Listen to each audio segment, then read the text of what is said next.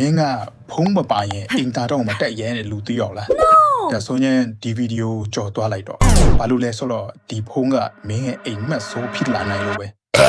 ကကလေးကစားစီရမဟုတ်ဘူးတော့ချီတခုမဟုတ်ဘူးတကယ် smartphone အစစ်မြင်ရတဲ့ပုံစံကရေးစရာကောင်းနေလားတကယ်ရေးစရာကောင်းတာကမင်းလက်ထဲမှာရှိတဲ့ဖုံးအကြီးကြီးကိုမင်းဘေတော့အမှမချနိုင်တော့တာပဲဒါက Uni Heart Jelly Star ကပအသေးဆုံး smartphone မင်းတွေးနေလိမ့်မယ်ဟာဒီလောက်သေးတာဘသူသုံးမလဲလို့အမှန်တရားကိုပြောပြမယ်ဒီဖုန်းကမင်းကို TikTok ပွက်ကောက်အောင်လုပ်ပေးထားတာမဟုတ်ဘူး game ဆော့ကောက်အောင်လုပ်ပေးထားတာမဟုတ်ဘူး screen က3လက်မှပဲရှိတယ်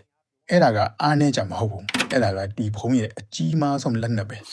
မင်းကိုအသုံးမကျတဲ့ content တွေကြည့်ပြီးအချိန်ဖြုံးလို့မရအောင်တားဆီးပေးမဲ့လက်နက်ပဲ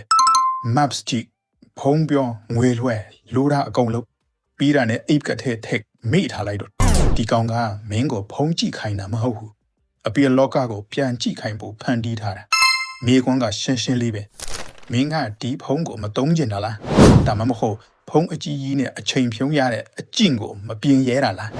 တတိရှိရင်ကိုမတ်မဝန်ခံထည့်လိုက်တော့